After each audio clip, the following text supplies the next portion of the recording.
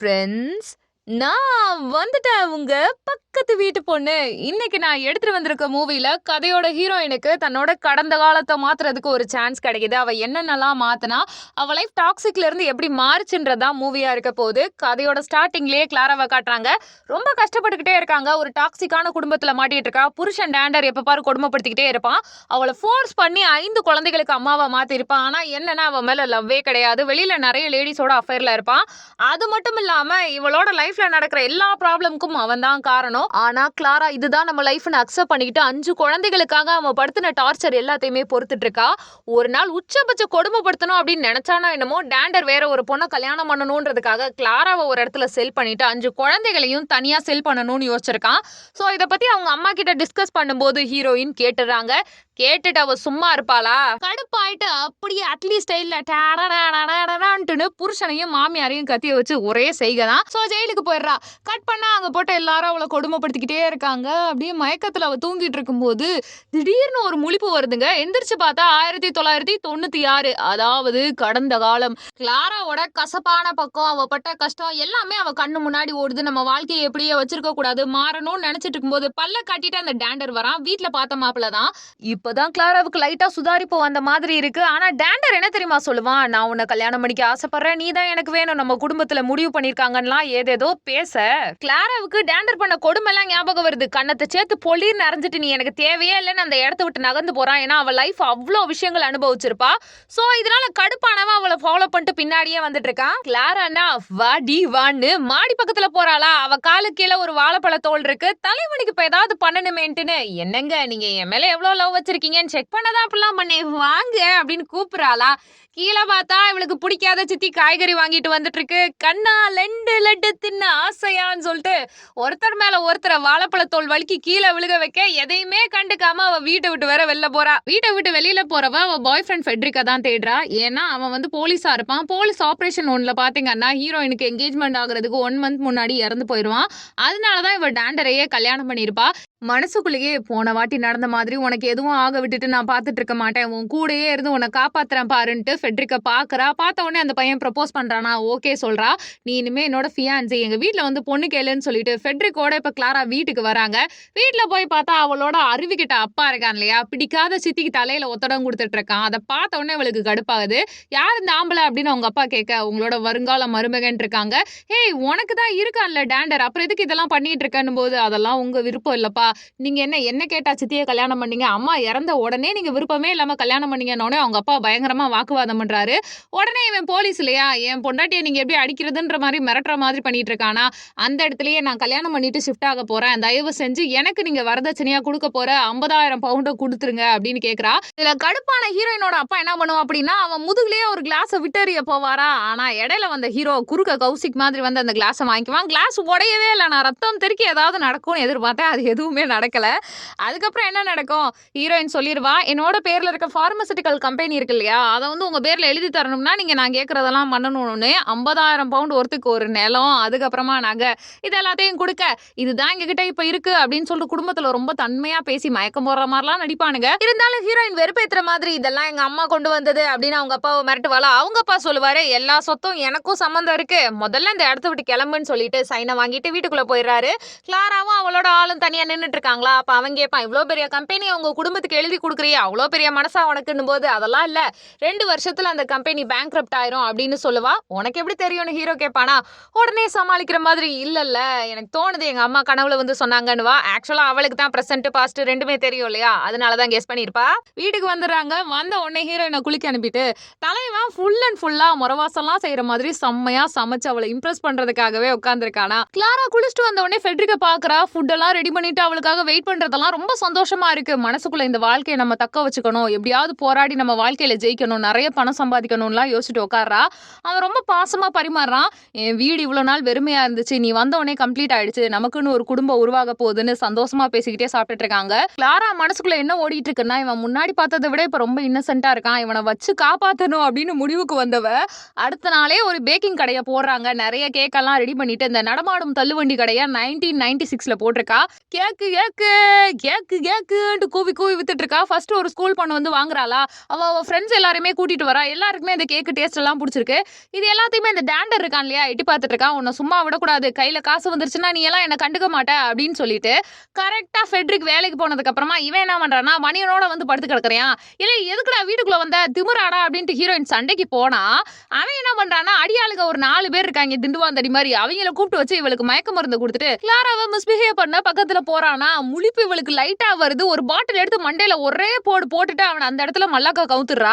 கவுத்ததுக்கு அப்புறமா என்ன தனியா உட்காந்து நான் கொலை பண்ணிட்டேன், மறுபடியும் என் வாழ்க்கை ஜெயிலுக்குள்ளதான் போக போகுதுன்னு அழுதுட்டு இருக்கும்போது கரெக்டா ஃபெட்ரிக் வரானா. என்னாச்சு பேபி, உனக்கு எதுவும் ப்ராப்ளமா அப்படின்லாம் கேட்டுட்டு இருக்கான். என்ன உன் வாழ்க்கையில நடந்திருந்தாலும் நான் உன் கூட துணையா இருக்கேனோனே. யோ லூசு மனுஷா, என்ன நடந்துச்சுனே புரியாம வளராத, பக்கத்துல பாரு அவன் மண்டையில அடிச்சு மட்டையாக்கிட்டான், அவன் என்ன எதுவும் பண்ணல அப்படின்னோடனே ஃபெட்ரிக்னா ஏந்திரன்னு இந்த டேண்டரை எழுப்பி பார்த்தா, நான் எங்க இருக்கேன், இந்த இடம் எங்க அப்படின்னு முட்டக்கனை முழிச்சு கேள்வி கேட்க, ஒன்னும் இல்ல நீ வா மாமியா வீட்டுக்கு போலாம் அப்படின்ட்டு ஹேண்ட் கப்ஸை போட்டுட்டு அவனை போலீஸ் ஸ்டேஷனுக்கு இழுத்துட்டு போயிடுறாங்க. போலீஸ் ஸ்டேஷன்ல ஹீரோவோட ஃப்ரெண்ட் ஒருத்தர் விசாரிச்சுட்டு இருப்பானா, அந்த பொண்ணு தான் என்கிட்ட செட்யூஸ் பண்ணுச்சு, நான் எதுவுமே பண்ணல, நான் ஒரு உத்தமருங்க, எனக்கு வேற எங்கும் கிளைகள் கிடையாதுன்னு பயங்கரமா டேண்டர் வாயிலே வயலுன்னு வாசிட்டு இருக்கானா. இதை கேட்ட ஃப்ரெண்டு, இருடி உனக்கு இருக்குதுடி கச்சேரி அப்படின்னு மிரட்டிக்கிட்டு இருக்கான். அந்த இடத்துக்கு கரெக்டா ஃபெட்ரிக்கோ வரான். ஃபெட்ரிக் வந்தது மட்டும் இல்லாம, நீ நிறைய இல்லீகல் வேலை எல்லாம் பார்த்துட்டு இருக்கதா நான் கண்டுபிடிச்சிருக்கேன், அது எல்லாமே ப்ரூஃபோட வரட்டும், ஆளுகிட்ட உரண்டை இழுத்ததெல்லாம் நான் அப்புறமா பாத்துக்கிறேன், இப்ப நீ வெளியில போ, அதுக்கப்புறமா மாட்டு வந்தோடனே டேண்டருக்குன்னா அல்ல. அவன் ஸ்டேஷனை விட்டே ஓடி போனதுக்கு அப்புறமா ஃபெட்ரிக் வீட்டுக்கு வராங்க. தனியா இருக்க கூடாது, இனிமே நம்ம ஆளை பத்திரமா பாத்துக்கணும்னு சொல்லிட்டு அவ கையில காயப்பட்டிருக்கும், கையை நீட்ட சொல்லிட்டு பொறுமையா மருந்து போட்டுக்கிட்டே இருக்கான். ஹீரோயின் இவ்வளவு வருஷம் ஏங்குனது இந்த அன்புக்காக தான். அந்த அன்பு ப்ராப்பரா கிடைக்கும் போது பழைய மெமரிஸ் எல்லாம் வந்துட்டு இருக்கு. டேண்டரும் அவங்க அம்மாவும் அவங்க பரம்பரை பிரேஸ்லெட் பத்தி பேசியிருப்பாங்க. ஒரு குடோன்ல இன்கம் டாக்ஸ் ரைட்லாம் வரக்கூடாதுன்னு சொல்லிட்டு மறைச்சு வச்சிருப்பாங்க. ஸோ அந்த குடோனோட ஞாபகம் வந்தோடனே முதல்ல அந்த பிரேஸ்லெட்டை அடிக்கணும்னு சொல்லிட்டு அடுத்த நாளே ஃபெட்ரிக் அந்த குடோனுக்கு கூட்டு போயிடுறா. பார்த்தா ஒரு மொட்டையான பிளேஸ் மாதிரி தான் இருக்கு. ரெட் கலர்ல தூசி படிஞ்ச ஒரு பெட்டி இருக்கு. அந்த பெட்டியை ஓபன் பண்ண உடனே அழகா ஒரு பிரேஸ்லெட் இருக்கு. பாக்குறதுக்கு என்னமோ 10 ரூபா கடையில வாங்கின மாதிரி இருந்தாலுமே லட்சக்கணக்கில் கோடி கணக்குல விலை போகுமா. அதை ப்ராப்பரா வித்துறானுங்க. வித்ததுக்கு அப்புறமா ஒரு பெரிய கேக் கடை ஓபன் பண்ணணும் அப்படின்னு பிளான் பண்ணிட்டு இருக்கும்போது ஹீரோயின் சொல்றா, இன்னைக்கு என் தங்கச்சிக்கு ஹாஃப், அவளை போயிட்டு கூட்டிட்டு வரலாம், அவ கூட சேர்ந்து ஒன்னா சாப்பிடலான்ட்டுன்னு ஸ்கூல் வாசல்லையே வெயிட் பண்ணிட்டு இருக்காங்க. ரொம்ப நேரம் ஆயிட்டும் தங்கச்சி பாப்பா வரவே இல்லை. என்னன்னே தெரியலையா. ஹீரோயின் என்ன பண்றாடா, ஒரு டீச்சர் கிட்ட கேட்டுட்டு இருக்கா, என் தங்கச்சி வந்து பேரு பியூலா என்ன இன்னும் காணா அப்படின்னு கேட்டுட்டு இருக்க.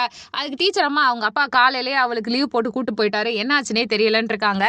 இப்போ ஃபெட்ரிக்கும் ஹீரோயினும் வீட்டுக்கு போறாங்களா. போன உடனே கரெக்டா சித்திக்காரம்மா வெளியில நின்றுகிட்டு, நீ எங்க இங்க அப்படின்னு கேட்டு வெறுப்பேத்துது. என் தங்கச்சி என்ன பண்ணீங்க, அவ எங்க இருக்கா முதல்ல காட்டுங்கன்னு போது, இங்க பாரு எங்க வீட்டுக்கு ஒரு பொண்ணுதான் இருக்கா, அவளெல்லாம் உங்ககிட்ட கொடுக்க முடியாதுன்ற மாதிரி பேசிட்டு இருக்காங்க. ஹீரோயினோட அப்பானா சொல்லவே தேவையில்ல, என் குடும்பத்தோட மானத்தை கெடுக்க வந்தவனி, எங்க குடும்பத்தோட கொலை வழக்க அணைக்க வந்தவனின்னு பயங்கரமா பேசிட்டு இருக்காரா. ஹீரோயின் சொல்லிட்டா, அதெல்லாம் எனக்கு தேவையில்ல, மரியாதை என் தங்கச்சியை கொடுங்கனோடனே நெஞ்சில கையை வச்சுட்டு உட்காந்துறாரு. இதே பர்ஃபார்மன்ஸை எவ்வளவு நேரம் தான் பாத்துக்கிட்டே இருக்கிறது, வசந்த மாளிகையிலே பார்த்தாச்சு அப்பா அப்படின்னு சொல்லணும் தான் தோணுது. ஆனா ஹீரோயினுக்கு புரிஞ்சது, என் தங்கச்சி எங்க இருக்கான்னு தெரியும்னா அந்த பாப்பாவோட ரூம்ல போயிட்டு எகிரி போயிட்டு ஒரு எத்து விடுவாளா. கதை ஓபன் ஆகுதா, அவங்க தங்கச்சி ரொம்ப பதட்டமா இருப்பா. ஒன்னும் இல்ல அக்கா இருக்கேன் அப்படின்னு ப்ராமிஸ் பண்ண என்ன இந்த இடத்த விட்டு கூட்டு போயிருக்கா அப்படின்னு தங்கச்சி புலம்பிக்கிட்டே இருப்பா. உடனே அவ கையை பிடிச்சவ, உனக்கு இனிமே எந்த கெடுதலும் நடக்காது, நான் இருக்கேன் அப்படின்னு ஒரு நம்பிக்கையோட வெளியில கூட்டிட்டு வர. ஏன்னா பாஸ்ட்ல பாத்தீங்கன்னா தங்கச்சியோட லைஃபை இவங்க சதைச்சிருப்பாங்க. ஒருத்தங்கிட்ட செல் பண்ணி அவ தற்கொலை பண்ணி இறந்து போய் நிறைய பிரச்சனை நடந்திருக்கும். எல்லாமே ஹீரோயினுக்கு ஞாபகம் இருக்கும்ல. சோ இந்த குடும்பம் மட்டும்தான் ஹீரோயினுக்கு பெரிய எதிரியா இருக்கு. அவங்களை எப்படியாவது 1 by 1 ரிவெஞ்ச் எடுக்கணும்னு முடிவு பண்ணவ வீட்டை விட்டு வெளியில போலாம் அப்படின்ட்டு ஹீரோவை கூப்பிட்டு இருக்கும் போதே ஸ்டெப் பிரதர் கையை பிடிச்சிட்டு, எனக்கு கொடுக்க வேண்டிய 50,000 பவுன் இருக்குல்ல, அதை நீ கொடுத்துரு அப்படின்னு கேட்கறான். ஏண்டா நான் எதுக்குடா உனக்கு தரணும், வேலையை பார்த்துட்டு போடா அப்படின்ட்டு அக்காவும் தங்கச்சி வெளியில போவாங்க. கையை பிடிச்சி இழுப்பானா. உடனே ஹீரோ கூட சப்போர்ட்க்கு வர ட்ரை பண்ணுவான். யாரையுமே அவ கண்டுக்கலையே. ஒரேடியா ஸ்டெப் பிரதர் அடிச்சு கீழே தள்ளி விட்டுட்டு நான் இருக்கேன் அப்படின்னு தங்கச்சி கையை பிடிச்சி சந்தோஷமா வீட்டுக்கு கூட்டிட்டு போறா. அவளுக்கு வீடு ரொம்ப பிடிச்சிருக்கு, உன்னை நான் நல்லா படிக்க வைக்கிறேன், அக்கா உனக்காக துணையா இருப்பேன்னு நம்பிக்கையெல்லாம் கொடுக்கறது மட்டும் இல்லாம நீ இன்னைக்கு நிம்மதியா தொங்கு, உனக்கு எந்த ப்ராப்ளமும் வராம நான் பாத்துக்கிறேன் அப்படின்ட்டுன்னு இவன் என்ன பண்றான்னா ஹீரோவோட போயிட்டு டைம் ஸ்பெண்ட் பண்றா. எல்லாமே ஹாப்பியா போற மாதிரி தான் தெரியும். ஆனா அடுத்த நாளே வெடி வச்ச மாதிரி ஹீரோயினுக்கு ஒரு ஃபோன் கால், பிசினஸ் சம்பந்தமா ஏதோ ப்ராப்ளம் இருக்கு, நீங்க தான் சார்ட் அவுட் பண்ணணும் அப்படின்னு கூப்பிடுறாங்க. பியூலோவை மட்டும் தனியா விட்டுட்டு இப்ப ஹீரோயின் வெளியில போறாளா. கொஞ்ச நேரத்திலேயே ஸ்டெப் பிரதர் வீட்டுக்கு வரான். தங்கச்சிமா என்ன மன்னிச்சிருமா அப்படின்னு சென்டிமெண்டலா பேசிட்டு இருக்கா. அந்த பாப்பா நம்பல. இருந்தாலும் அண்ணன் ஆச்சே, சின்ன வயசுல இருந்து நம்ம கூட இருந்தவனாச்சே அப்படின்னு சொல்லிட்டு இந்த சொட்டப்பாவை நம்பிட்டு சரி ஓகே அவனை மன்னிச்சிட்டான்னு சொல்லும் போது பியூலாவுக்கு மயக்க மருந்து கொடுத்து தேர்ட் பிரதர் அப்படின்ற ஒரு மாஃபியா லீடர் கிட்ட வித்துருவான். வித்தது மட்டும் இல்லாம ஏற்கனவே பிளாஷ்பேக்ல என்ன தெரியுமா தான் நடந்திருக்கும். இந்த தேர்ட் பிரதர் கிட்ட தங்கச்சியை விற்கும் போதுதான் அவ தற்கொலை பண்ணி இறந்து போயிருப்பா. ஹீரோயினுக்கு தான் நடந்த எல்லாமே முன்கூட்டியே தெரியுமே. அந்த ஹோட்டலுக்கு போய் நின்னுட்டு கண்டிப்பா இவ 10வது மாடியில தான் இருப்பான்னு சொல்லிட்டு தங்கச்சி பாப்பாவை தேடி கண்டுபிடிச்சிடறாங்க. ஆனா தேர்ட் பிரதர் அந்த இடத்த விட்டு மிஸ் ஆயிடுறான். தங்கச்சி மட்டும் தான் அவன் ஃபேஸை பார்த்திருப்பா போல. அவ ஒரு மயக்கமான நிலைமையிலே இருந்துட்டு இருக்காளா. அவளை கூட்டிட்டு வந்து காப்பாத்திட்டு அப்புறமா ஹீரோயினோட வீடு இருக்கு இல்லையா, அங்க போறா. போறது மட்டும் இல்லாம அம்மா அப்பா அந்த பிரதர் 3 பேர் இருக்காங்களா, வெளியில நிக்க வச்சு ஊர்ல இருக்க எல்லாரும் முன்னாடியுமே அவங்க ஃபேஸை எக்ஸ்போஸ் பண்ணி இந்த மாதிரி என் தங்கச்சியை தனியா ஒரு ஆள் கிட்ட விக்கிறாங்க, இவங்க எல்லாம் என்ன குடும்பம் அப்படின்னு சொல்ல இந்த குடும்பத்தை எல்லாருமே காரி துப்பிட்டு இருக்காங்க. சோ ஹீரோயின் ஒரு வழியா தங்கச்சியை காப்பாத்துறாங்க. அடுத்து பெருசா பேக்கரி கடையை ஓபன் பண்றா. கடையை ஓபன் பண்றது மட்டும் இல்லாம நிறைய சலுகைகள்லாம் கொடுக்க ஃபியூச்சர்லயே ஆண்டர்பிரனர் ஆகிற எல்லா தகுதியுமே உனக்கு இருக்குன்னு சொல்லிட்டு பயங்கரமா ஹீரோ மோட்டிவேட் பண்ணிட்டே இருக்கான். ஃபர்ஸ்ட் டே ஷாப் ஓபன் பண்ணனால நிறைய ஆஃபர்ஸ் ஸ்கீம் எல்லாமே கொடுக்குறாளா. என்ஜாய் பண்ணிட்டு இருக்காங்க ஃபேமிலியா. தூரத்துல இருந்து தேர்ட் பிரதர் ஹீரோயினை தான் நோட்ட விட்டுட்டு இருக்கான். ஆக்சுவலா அவனோட ஸ்கெட்சே ஹீரோயின் தான் போல. தங்கச்சி பாப்பான்றது சும்மா ஆல்டர்னேட்டிவா அவளை மாதிரியே இருக்கா அப்படின்றதுக்காக தான் உன்னை நான் அடையாம விட மாட்டேன்னு தூரத்துல இருந்து கார்லயே அவளை பாத்துட்டு இருக்க. ஹீரோயினுக்கு அவளை யாரோ ஃபாலோ பண்ற மாதிரியே ஃபீல் ஆயிட்டு இருக்கு. சோ என்ன பண்றானா, வெளியில போயிட்டு அந்த கார் நம்பரை நோட் பண்ணிக்க தேர்ட் பிரதர் வேகமா காரை ஓட்டிட்டு போயிடறான். ஃபேஸை பார்க்கவே இல்லை. ஹீரோ கிட்ட இந்த நம்பர் என்னன்னு கண்டுபிடிச்சு சொல்லுங்க, எனக்கு ஏதோ தப்பா இருக்கு அப்படின்னு சொன்ன உடனே ஹீரோவும் சர்ச் பண்ணி பாக்குறான். கடைசியில தேர்ட் பிரதர் பத்தின எல்லா டீடைல்ஸுமே இப்ப ஹீரோவுக்கு கிடைச்சிருது. ஹீரோயின் கிட்ட காட்டினா அவளுக்கு பழைய ஞாபகம் எல்லாம் வருது. ஏன்னா டேண்டர் ஒரு வாட்டி நிறைய காசு கிடைக்குதுன்னு சொல்லிட்டு பிசிக்கலா என்னோட ஒய்ஃப் அபியூஸ் பண்ணிக்கோங்கன்னு சொல்லிட்டு இவங்கிட்ட கூட ஒரு வாட்டி வித்திருப்பான். அதெல்லாம் நினைச்சு ஃபீல் பண்ணிட்டு இருக்க. நீ இன்னமும் என் வாழ்க்கையில இருக்கியா அப்படின்னு சொல்லிட்டு அவளுக்கு ஒரே கவலையா இருக்கு. சோ கடந்த காலத்துல இருந்த எல்லாருமே இப்ப இருக்கக்கூடிய காலத்துல நம்ம லைஃப்ல என்ட்ரி ஆயிட்டே இருக்காங்க. எப்படி நம்ம அதெல்லாம் ஃபேஸ் பண்றோம்ன்றதான் முக்கியம் அப்படின்னு ஹீரோயின் மனசுக்குள்ளேயே சொல்லிட்டு இருக்காளா. அந்த டைம் பார்த்து தங்கச்சி பாப்பாவும் வரா. இந்த போட்டோவை பார்த்த உடனே இவன் தான் என்கிட்ட அபியூஸ் பண்ண ட்ரை பண்ணவன் அப்படின்னு உண்மையை சொல்ல, தங்கச்சிக்கு என்னதான் ஆறுதல் சொன்னாலும் தேர்ட் பிரதர் ஏதாவது பண்ணணும் அப்படின்னு ஹீரோயின் மனசுக்குள்ள ரொம்ப தோணிக்கிட்டே இருக்கா. அதுக்கு ஏத்த மாதிரி கரெக்டா தேர்ட் பிரதர் என்ன பண்ணுவானா, நிறைய ஆளுகளை சேர்த்துட்டு ஒரு பேங்கை கொள்ளையடிக்க போவான். கரெக்டா ஹீரோவை வர சொல்லி ஃபைட் பண்ணி அவனை புடிச்சு உள்ள போட்டுறாங்க. அவனோட ப்ராப்ளம் இப்ப தற்காலிகமா நின்னு போச்சா. அடுத்து ஹீரோயின் லைஃபையே திருப்பி போடுற ஒரு ட்விஸ்ட் இருக்கு. ஏன்னா ஜெயில நிறைய பொண்ணுங்க ஹீரோயினை புள்ளி பண்ணும்போது அடிச்சு டார்ச்சர் பண்ணும்போதெல்லாம் ஒரு போல்டான பொண்ணு அவளுக்கு ஹெல்ப் பண்ணிக்கிட்டே இருப்பா. அவ வேற யாருமே கிடையாது, மேடம் லேடி அப்படின்னு அவளை சொல்லுவாங்க. அவ ரொம்ப ஸ்ட்ராங்கான ஒரு பொண்ணு, பெரிய பணக்காரி. ஆனா அந்த பணக்கார பொண்ணோட போராத காலமோ என்னமோ தெரியல, தன்னை விட சின்ன வயசு காலேஜ் பையனை லவ் பண்ணிட்டு இருப்பான். அந்த பையன் இவளோட இன்ஃப்ளூயன்ஸை பயன்படுத்தி நிறைய அவளை யூஸ் பண்ணிட்டு இருப்பான். நிறைய தப்பான வேலைகள்லாம் பார்த்து எல்லாத்துக்குமே மேடம் லேடியை மாட்டி விட்டு ஜெயிலுக்கு வந்திருப்பான். இந்த கதை எல்லாத்தையுமே ஹீரோயின் கிட்ட சொல்ல மறுபடியும் மேடம் லேடியை அவ பாக்குறதுக்கு வாய்ப்பு வருது. அந்த காலேஜ் பையன் பாய் ஃப்ரெண்டா இருந்தான் இல்லையா, அவனும் கூட இருக்க. எப்படியாவது இவளுக்கு ஒரு ஹெல்ப் பண்ணணும் அப்படின்னு முடிவு பண்றாங்க. ஏற்கனவே ஒரு பிசினஸ் மீட்டுக்காக நிறைய இன்வெஸ்ட்மெண்ட்லாம் பேக்கிங் கம்பெனிலாம் பண்ணணும்னு சொல்லிட்டு தான் மேடம் லேடியை அவ பார்க்க போயிருப்பா. ஹீரோயினும் விடாம அந்த காலேஜ் பையனை ஃபாலோ பண்ணிக்கிட்டே இருக்கான். அவன் என்னென்னலாம் பண்ணுவான்னு எல்லாமே தெரியுது. ஒரு நாள் என்ன ஆகுதுன்னா, மேடம் லேடியும் அவளும் ஒன்னா இருக்க மாதிரியே காட்டிட்டு மேடம் லேடி கண்ணாலேயே இவன் வேற ஒரு பொண்ணோட இருக்கிறத பார்க்க வச்சுற. என்னதான் இருந்தாலும் லவ் தானே, அந்த பையனை திட்டுறா அடிக்கிறா, இருந்தாலுமே ஒன்னு சேர்ந்துடுறாங்க.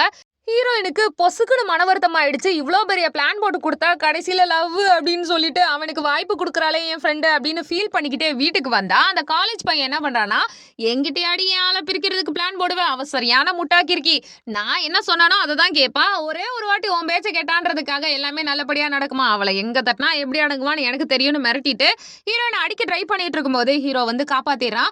அதுக்கப்புறமா மும்முரமா இவன் யாரு என்னன்னு டீட்டெயிலாம் விசாரிக்கும் போதுதான் சைல்ட் டிராஃபிக்கிங், உமன் டிராஃபிக்கிங் பண்ணிட்டு இருக்கான் போல. நிறைய பேரை கடத்தி அவங்க லைஃபையே கெடுத்திருக்கான். சோ அந்த பையனை பத்தின டீடைல் எல்லாம் தெரிஞ்சுட்டு ஒரு சர்ச்சிங் வாரண்ட்டை வாங்கிட்டு ஹீரோவும் ஹீரோயினும் வீட்டுக்கு போறாங்க. எதுக்காக இதெல்லாம் பண்ற, நான் உன் ஃப்ரெண்ட் இல்லையா அப்படின்னு சொல்லிட்டு மேடம் லேடி கேட்டாலும், நல்லா புரிஞ்சுக்கோ இந்த பையன் யாருன்றத நான் ரிவீல் பண்ணாம விட மாட்டேன்னு சொல்லிட்டு எல்லா இடத்துலயும் சர்ச் பண்ணிக்கிட்டே இருக்காங்க. எந்த விதமான டீடைலுமே கிடைக்கவே இல்லை. கடைசியா ஒரு வேர் ஹவுஸோட கீ மட்டும்தான் இருக்கு. அந்த கீயை கேட்டுக்கிட்டே இருக்கான் ஹீரோ அந்த காலேஜ் பையன் கிட்ட. ஆனா அவன் கொடுக்க மாட்டேன்ட்டே இருக்கும். உடனே பக்கத்துல இருக்க மேடம் லேடி குடுடா குடுடான்னு சைகை காட்டிக்கிட்டே இருக்கான். ஆனா அவன் கொடுக்காமையே நின்றுட்டு இருக்கான். அதெல்லாம் தர முடியாது, நம்ம ரிலேஷன்ஷிப்பை கெடுக்கிறதுக்காக உன் ஃப்ரெண்டு தான் இதெல்லாம் பண்றான் அப்படின்னு பயங்கரமா வாக்குவாதம் பண்ணிக்கிட்டு இருக்க.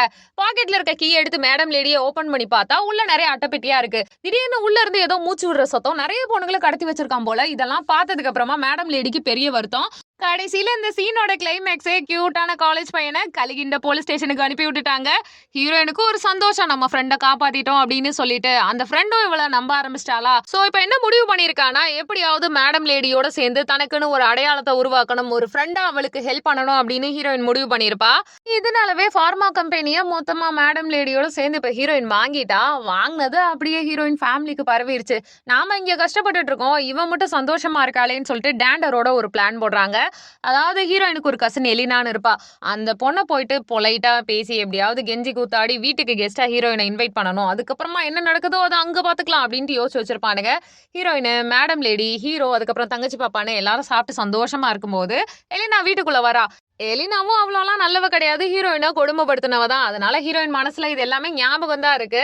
அவ எலினாவ பார்த்த உடனே பெருசா எக்ஸைட் ஆகல. இவளுக்கு என்ன இப்ப பிரச்சனை? பொணந்தி நீ இங்க வந்து என்ன படம் எடுத்துட்டு இருக்க? அப்படின்ற மாதிரி தான் ஹீரோயின் யோசிச்சுட்டு இருக்கா. எலினாவ பார்த்த உடனே இப்ப ஹீரோயினுடைய தங்கச்சி கடுப்பாயிட்டு இருக்கா. எதுக்கு நீங்க இங்க வந்தீங்க? எங்களை நிம்மதியா இருக்க விட மாட்டீங்களா? தயவு செஞ்சு எங்களை விட்டுருங்க அப்படின்ற மாதிரி பயங்கரமா பேசிக்கிட்டு இருக்க. உடனே இந்த பொண்ணெல்லாம் என்ன பேச விட்டு நீ பாத்துட்டு இருக்கியா அப்படின்னு ஹீரோயினை பார்த்து கேட்க ஹீரோயின் அமைதியாவே தான் இருக்கா. ரொம்ப தங்கச்சி பாப்பாவை மிரட்டுற மாதிரி பேசின உடனே மேடம் லேடிக்கு கோவம் வந்துருது. மேல கையவங்க பாத்துட்டு இருப்பா. சரி, ஒரே ஒரு விஷயம் நான் சொல்ல வந்தேன். நம்ம எல்லாம் ஃபேமிலி இல்லையா? தயவு செஞ்சு எங்க வீட்டுக்கு வாங்க. உங்களை விருந்துக்கு அம்மா அப்பா கூப்பிடுறாங்க. உங்களை நாங்க ரொம்ப மிஸ் பண்றோம்னு சொல்ல, இதை பார்த்துட்டு ஹீரோவும் சொல்றான் அந்த ட்ராப்குள்ள நீ மாட்டிக்காத போகாதன்னு சொல்ல, மேடம் லேடியும் அதை தான் சொல்றா. தங்கச்சி பாப்பாவுமே அதை தான் சொல்ல. இருந்தாலும் ஹீரோயினுக்கு ஒரு வேலை இருக்கு. என்னன்னா தங்கச்சியுடைய கஸ்டடி. அவ இன்னும் மைனர் பொண்ணா இருக்கனால அம்மா அப்பா கூட தான் இருக்கணும். ஆனா தங்கச்சியுடைய கஸ்டடியை எழுதி வாங்கணும்னு ஒரு பிளான் பண்ணியிருக்காங்க. சோ இதனால என்ன ஆகுது தெரியுமா? ஒரு வழியா ஹீரோயின் அவங்களோட சாப்பிட போறாங்க. நல்லா சாப்பிடுறாங்க, ஒன்னாதான் இருக்காங்க. ஆல்ரெடி ஹீரோயினுக்கு அவ குடும்பத்தை பத்தி நல்லாவே தெரியும். என்னமோ பிளான் பண்ணிருக்காங்களாமா, நம்மள ஏமாத்த போறாங்களாமா, என்னன்னு தான் பாப்போம் அப்படின்ட்டு அமைதியா உட்காந்துருக்காளா. எலினா 2 ஜூஸ் பாட்டில் எடுத்துட்டு வந்துட்டு, நீ ஒரு வாய் குடிக்க, நான் ஒரு வாய் குடிக்க, பாட்டம் சிப் படிக்க அப்படின்னு பயங்கரமா பேசுறா. ஓ, இதுதான் பிளானான்ட்டுன்னு ஜூஸ் பாட்டில ஹீரோயின் எப்படியோ லாவகமா மாத்திருப்பா போல. குடிச்சதுக்கு அப்புறமா என்ன இவங்க யோசிச்சிருக்காங்கன்னா, மயங்கி ஹீரோயின் விழுந்துருவாளாம், டேண்டர் ரூம்குள்ள அனுப்புவாங்களாம், போட்டோ எடுத்து வச்சுக்குவாங்களாம். டேண்டருக்கு ஹீரோயினை கல்யாணம் பண்ணி வச்சுட்டு ஹீரோவை விரட்டி விட்டுட்டு அப்படியே சொத்து எல்லாத்தையுமே ஹீரோயின் பெயர்ல இருந்து இவங்க மாத்தி ஏமாத்திக்கிறதா நினைச்சுக்கிட்டு இருக்காங்க. பட் நடந்தது என்னன்னா, ரூம்குள்ள போனது எலினா. சோ டேண்டர் மிஸ்பிஹேவ் பண்ணிடுறானா. இவ்வளவு மயக்கத்துல இருந்து முழிச்சு போட்டு அடின்னு டேண்டரை அடிச்சிட்டு இருக்கா. ஹீரோயின் எல்லாத்தையும் வீடியோ எடுத்து வச்சிடறா. ஹீரோவும் பக்கத்துல வந்துடுறானா. இப்ப தங்கச்சிக்கான கஸ்டடிக்கு சைன் போட்டது மட்டும் இல்லாம வீட்டையும் ஹீரோயின் பேர்ல எழுதி கொடுத்துறாங்க. இவ்வளவு அமளி துமளி நடந்துட்டு இருக்கும்போது யாரோ ஒருத்த மிச்சம் சாப்பிட்ற மாதிரி இப்ப இந்த டேண்டர் பையன் இருக்கான் இல்லையா, அவன் என்ன கேட்டுக்கிட்டு இருக்கான், நான் உங்க பொண்ணை கட்டி கொடுப்பீங்கன்றனாலதான் நீங்க சொன்னதுக்கெல்லாம் நான் ஓகே சொன்னேன். இப்ப அவளும் இல்லன்னா என் வாழ்க்கை யாரு, என் வாழ்க்கையில யாரு விளக்கேத்துவா அப்படின்னு கேட்ட உடனே இப்ப எலினாவை புடிச்சு கட்டி வச்சிடறாங்க. எலினாவை ஃபோர்ஸ் பண்ணி கல்யாணம் பண்ணி வச்சாலும் ஒன்னாதான் வாழ்றாங்க. அவ பிரெக்னென்ட்டாவும் இருந்துட்டு இருக்கா. ஆனா டேண்டரை பத்தி சொல்லணும்னா சரியான சோக்கு. ஒரு பொண்ணு கூட எல்லாம் அவன் குடும்பம் நடத்தி வாழ்றதெல்லாம் கஷ்டம்னு ஹீரோயினுக்கு நல்லாவே தெரியும். எலினாவை நினைச்சு ஒரு பக்கம் பாவமா இருந்தாலும் கடந்த காலத்துல அவ தானே நிறைய போட்டு விட்டா. சோ நீ அனுபவிச்சு பாரு, என்னோட வலி என்னன்னு உனக்கு புரியணும்னு மனசுக்குள்ளேயே ஹீரோயின் நினைச்சுக்கிறா. அதுக்கு தகுந்த மாதிரி டெய்லி குடிச்சிட்டு வரான், நிறைய பொண்ணுங்களோட சுத்திட்டு இருக்கான், பிரெக்னென்ட்டா இருக்கான்னு கூட பார்க்காம எப்ப பாரு போட்டு எலினாவை அடிச்சுக்கிட்டே இருக்கான். சரி, இவனோட தான் வாழ்ந்தவனோட முடிவு பண்ண எலினா ஹீரோயின் இருக்கா இல்லையா, அவளோட கேக் கம்பெனி மாதிரியே ஒரு காப்பி கேட்ல ஒரு கம்பெனியை உருவாக்கி அவ எப்படி பேக்கேஜ் எல்லாம் ரெடி பண்றா அதே மாதிரி ஒரு பேக்கேஜை ரெடி பண்ணி நிறைய கேக் எல்லாம் செல் பண்ணிட்டு இருக்கா. அந்த கேக்கை சாப்பிட்ட மக்கள் கேவலமா இருக்கு, எக்ஸ்பைரி ஆயிடுச்சுன்னு சொல்லிட்டு பயங்கரமா இவளை திட்டுறது மட்டும் இல்லாம போட்டு தள்ளி விட்டு அடிச்சிடறாங்க. அந்த இடத்த விட்டு டேண்டரும் ஓடி போயிடுறான். ஹீரோயின் பாத்துக்கிட்டு தான் இருக்கா. அவ வயித்துல குழந்தை இருந்திருக்கும் போல ஹாஸ்பிட்டல் அட்மிட் பண்ணிருப்பாங்க. டாக்டர் சொல்லிக்கிட்டே இருக்காரு, ஆனா கேட்காம கத்திக்கிட்டே இருக்கா, என் குழந்தை எப்படியாவது காப்பாத்துங்க, எனக்குன்னு இருக்குது அந்த சொத்து தான் அப்படின்னு சொல்லிட்டு அழுதுகிட்டே இருக்க.